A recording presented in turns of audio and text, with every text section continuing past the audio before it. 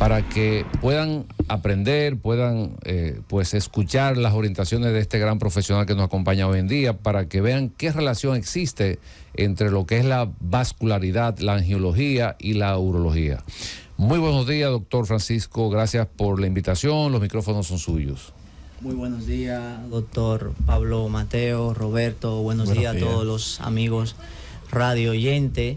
En primer lugar, dar las gracias por esta invitación a todo el equipo de la Z, al doctor Mateo. Para mí es un placer estar aquí hoy y compartir todo lo que es nuestra especialidad y la relación que hay con la urología. Francisco, y cuando hablamos de angiología, es un término, yo cuando lo leí dije yo, angiólogo, bueno, vamos a recibir clase hoy porque, ¿qué es angiología? ¿Qué significa angiología? La angiología no es más que una rama de la medicina que se encarga del estudio, diagnóstico y tratamiento de las arterias, venas y vasos linfáticos. Esa es la angiología. La cirugía vascular ya es la parte quirúrgica, cuando tenemos que arreglar alguna arteria, es decir, hacer algún procedimiento de reparación. O sea que en este caso, en el caso tuyo, tenemos que tiene dos especialidades. La verdad es que es una especialidad. El título dice cirujano angiólogo y cirujano vascular. Angiología y cirugía vascular. Yo me formé fuera del país, en España, son 5 años de especialidad como tal. Unos años. Sí, bastante. Y la especialidad es médico-quirúrgica. La parte de la angiología es la parte médica que se encarga de todo el diagnóstico y la parte ya del manejo, que puede ser tanto tratamiento médico como quirúrgico, pero ya el manejo quirúrgico es la cirugía. O sea que cuando una persona tiene un problema de circulación, tú hablaste de arteria, venas y qué más, y linfático. ¿Y qué es eso del linfático?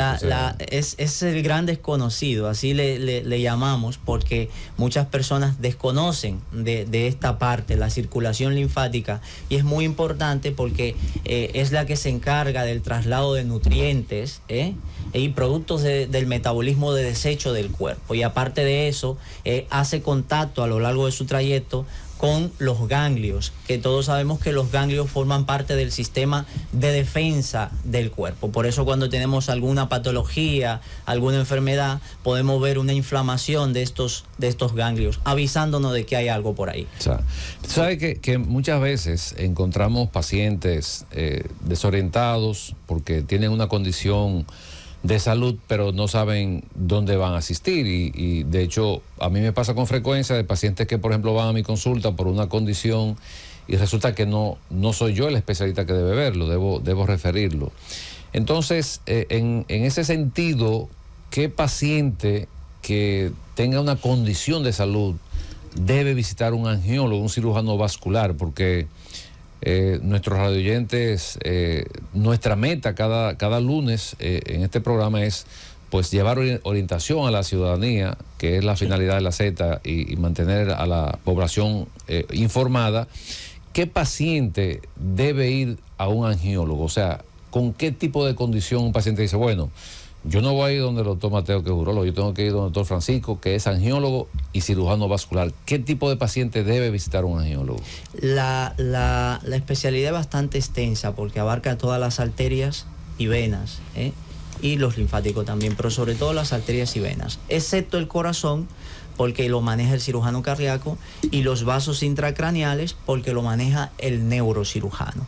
Pero todo paciente que tenga la patología venosa, las úlceras, las venas varicosas, que son muy frecuentes, las varices, efectivamente, son muy frecuentes y representan el 80% de las consultas nuestras, y también las patologías arteriales, las isquemias, esos deditos negros que comprometen la viabilidad de la pierna, etcétera, etcétera. Todos esos son pacientes que tienen una condición vascular y que por tanto deben de ir a la consulta del cirujano vascular. Excelente. Tú sabes que cuando uno iba al río siempre dejaba que algunos amigos se metieran primero a ver si estaba hondo para uno saber cómo nadar.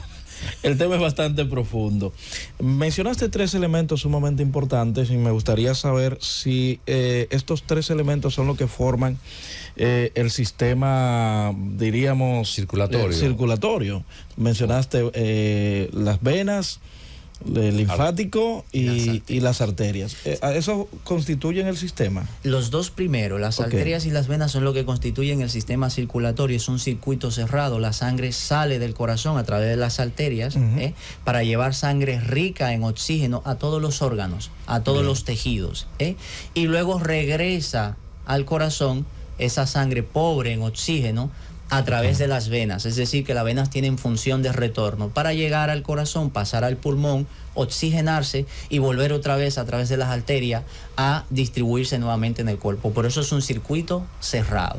Excelente. Ustedes se encargan del estudio de este sistema. ¿Siempre la solución sería intervención quirúrgica cuando una de esas venas se obstruye? No siempre. Muchas veces con un tratamiento médico hecho de manera correcta podemos controlar la patología que sea. Es decir, si hay una vena obstruida por un trombo, que también se da con cierta frecuencia, y ahora con el tema del COVID se puso muy de moda el tema de las patologías trombóticas, de la formación de coágulos.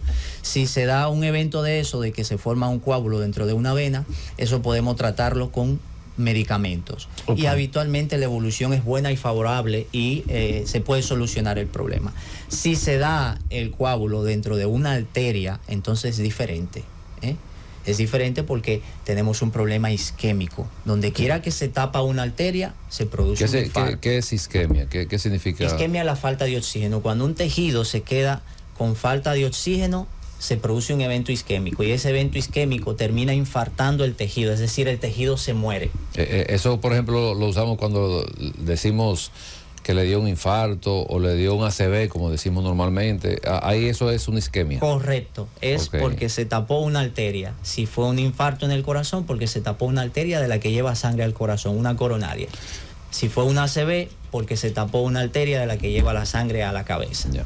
Bueno, pues interesante, como usted escucha, radio oyente, con relación a lo que tiene que ver angiología y cirugía vascular con urología. Bueno, los riñones tienen que funcionar con sangre, la vejiga tiene que funcionar con sangre, la erección tiene que funcionar con sangre, pero queremos escuchar del experto, de nuestro invitado, el doctor Francisco Eliel de la Cruz, cuáles son los problemas, vamos a decir, más frecuentes que relacionan la angiología con la urología. Correcto, mira, los problemas más frecuentes que podemos ver, está el problema de la disfunción eréctil. Es un problema que con frecuencia tiene un origen vascular. Sabemos bien que la disfunción eréctil tiene diferentes orígenes, psicológica, neuronal, hormonal y vascular. La parte vascular, que es la que yo tendría que tocar, la que me corresponde, es importante porque en todo el árbol arterial se da enfermedad aterosclerótica. ¿Y qué es la enfermedad aterosclerótica? La enfermedad aterosclerótica no es más que la acumulación de pequeñas placas de colesterol dentro de la luz de la arteria, de la luz del vaso. Entonces, cuando se acumulan esas pequeñas placas de colesterol, condiciona una estrechez y por tanto una disminución del paso de la sangre, o incluso una oclusión, básicamente anulando el paso de la sangre. Y entonces ahí volvemos al tema de que si no llega sangre, pues o no funciona bien el órgano, o puede llegar a tener una isquemia, un infarto. Entonces, desde el punto de vista vascular, el tema de la disfunción eréctil es bastante frecuente, lo habrá visto en la consulta, y las arterias se enferman, se acumulan esas plaquitas de colesterol, hay un daño dentro de la luz del vaso, del endotelio, el vaso también se puede calcificar y hacer más duro, hasta el punto de que la sangre no llega correctamente, y si no llega, no hay erección. Tú sabes que eso que tú mencionas es interesante, aunque vamos a hablar de los otros órganos, pero con relación a la disfunción eréctil, yo pienso que no se está haciendo un diagnóstico preciso. Yo envío a hacer los Doppler, donde una doctora que es una experta en eso de Doppler, y realmente me ha sorprendido cuando, por ejemplo, hacemos un Doppler en un paciente, y te voy a hacer la pregunta en el aire para que nuestros radioyentes pues tengan la información, y me reporta el Doppler, por ejemplo, un trastorno de insuficiencia arterial. También me reporta un trastorno de fuga venosa pero también me reporta un engrosamiento de la íntima, o sea, de la parte que recubre la arteria en su interior. Este es un paciente que mayormente, estoy hablando de un paciente cualquiera que se ha automedicado, pero no le funciona el medicamento. Pero cuando le hacemos el diagnóstico definitivo, nos damos cuenta que tiene varias condiciones. ¿A qué se refiere? ¿A qué se refiere cuando nos dice este Doppler en el paciente que tiene un trastorno de insuficiencia arterial, un problema de fuga venosa y un problema de engrosamiento de la íntima? Si tú no puedes traducir ese diagnóstico. Sí, cuando se refiere a la parte de la arteria, se refiere a que no llega, o sea, de una u otra forma la íntima se ha engrosado. Eso puede ser por un proceso inflamatorio o por las mismas plaquitas de colesterol, aunque se ven en el Doppler, o sea, pudo haberla reportado, y si no la reportó a lo mejor es porque no la vio. Y eso entonces limita la parte arterial. Entonces ella va a ver en ese Doppler velocidad picosistólica disminuida. Y entonces va a hablar de un trastorno de insuficiencia arterial, que a mí no me gusta usar mucho la palabra insuficiencia arterial porque las arterias no tienen válvulas y por tanto no hay un retorno, un reflujo. Es un término que se usa más en las venas, el término de insuficiencia. Pero bien, significa entonces eso de insuficiencia arterial, de que no llega suficiente sangre a ese órgano porque esa arteria está enferma. Pero también habla de un trastorno del drenaje venoso. De la fuga. Cuando habla de la fuga, y es que hay un drenaje venoso lento, y ahí sí podemos hablar un poquito de que hay algo de insuficiencia venosa, lo que condiciona que ese drenaje sea lento porque las venas no sean capaces de retornar de manera correcta o de drenar de manera correcta la sangre hasta el corazón.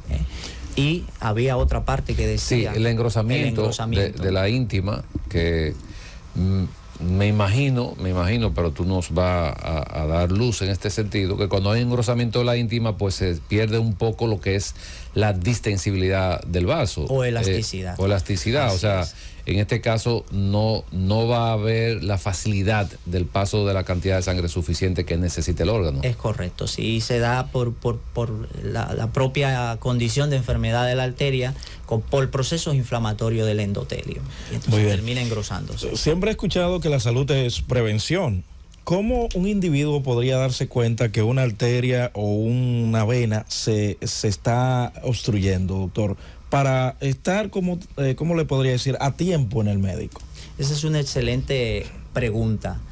Mira, todo esto de la enfermedad arterial periférica, que desde luego en este caso el miembro, el órgano sexual masculino no está exento del que estamos hablando, hay múltiples factores de riesgo que pueden condicionar la aparición de la enfermedad. Okay. Y entre todos esos factores de riesgo tenemos la hipertensión, la diabetes, la obesidad, el colesterol aumentado, los triglicéridos aumentados, el sedentarismo. Todos esos son factores de riesgo que terminan... Los hábitos. Los hábitos, correcto. Todo eso termina condicionando la aparición de la enfermedad. Entonces, el paciente va a empezar a notar que no tiene una función, en este caso hablando de la disfunción eréctil, no tiene una función sexual adecuada. Se empieza a dar cuenta y entonces ya visita al doctor Pablo Mateo, el urólogo, porque ve que no está funcionando de manera correcta, y entonces ya ahí se empieza todo el proceso, una buena historia clínica, en fin. Que generalmente hemos diagnosticado pacientes con trastorno muy importante a nivel cardiovascular, porque la sintomatología principal es una disfunción eréctil, pero realmente el problema no es la disfunción como tal, sino que es un paciente que tiene un trastorno cardiovascular, va por la disfunción. Cuando estudiamos al paciente, le digo, ¿qué tiempo usted tiene? No se evaluó su corazón. No, 4 años, 5 años. Lo enviamos al cardiólogo y resulta que el paciente, muchas veces hemos tenido pacientes que van directamente a cirugía, a un cateterismo, porque está obstruido. Entonces, yo pienso que la evaluación de manera rutinaria en este tipo de pacientes, independientemente de que esté asintomático, es básica, y hacemos mucho énfasis en esta parte de que el paciente pues vaya a su médico de manera rutinaria, aunque no haya síntomas, porque la mayoría de los problemas de salud no dan síntomas. De hecho, en el día de ayer yo fui a ver un paciente por un cólico nefrítico a la emergencia, le hacemos una tomografía porque estaba la radióloga ahí y se aprovechó, y resulta que el paciente tiene prácticamente una obstrucción de la aorta. O sea, la aorta, bueno, es la principal, vamos a decir, de la circulación, pero el paciente no tiene ninguna sintomatología. Cuando la radióloga vio la imagen me dice, pero Mateo, pero este paciente tienen que verlo rápidamente porque él ya tenía síntomas, sin embargo fue por un cólico nefrítico. Y el problema es mayor, pero desde el punto de vista vascular. O sea, fíjate cómo, pero un paciente que tenía 4 o 5 años que no se hacía ningún tipo de análisis, de evaluación. Y entonces yo pienso que la evaluación de rutina es importante porque cuando hacemos análisis, cuando hacemos estudios y vemos, aunque sea mínimo, lo que esté alterado, pero ya eso nos da una alerta de que ese paciente tiene que tomar algunas medidas en su estilo de vida. Claro que sí. Claro que sí. El árbol... Acérquese un poquitito al micrófono, doctor. Sí, adelante. Cómo no. El árbol arterial, como decía bien el doctor Mateo, hay que verlo en su conjunto. Si tenemos enfermedad arterial a nivel de las arterias del pene, es probable que la haya a nivel del corazón, a nivel de las piernas, a nivel del abdomen, en diferentes lugares del árbol arterial y viceversa. Muchas veces el paciente va al cardiólogo y se le descubre una patología aterosclerótica coronaria y resulta que el paciente también va cursando con un problema de disfunción porque también tiene las arterias del pene afectadas. Así es. Ustedes hablan de congestión pélvica. ¿A qué se refieren? ¿Qué es eso, la congestión pélvica? Sí, la congestión pélvica se refiere a la insuficiencia de las venas gonadales o las venas ováricas. Es que te explico, y eso lo vemos con cierta frecuencia. Las venas gonadales se encargan de drenar toda la sangre de los órganos alrededor del útero y los ovarios, es decir, de la pelvis, alrededor del útero y los ovarios. Si esas venas no son capaces de hacer eso porque se han puesto más grandes de lo normal, entonces se produce un reflujo. Es decir, que parte de la sangre se devuelve y se queda acumulada. Y eso hace que se produzcan varices a nivel de la zona alrededor del útero y los ovarios. Cuando eso puede pasar desapercibido, el paciente sencillamente tiene varices alrededor del útero y los ovarios, su ginecólogo se lo dice, se ve en la sonografía transvaginal, incluso en la abdominal, en fin. Pero cuando empiezan a aparecer síntomas, que esas venas dilatadas insuficientes producen síntomas, entonces ya pasamos de tener venas varicosas alrededor del útero y los ovarios a un síndrome de congestión pélvica. Y ese síndrome de congestión pélvica, ¿cuáles son esos síntomas?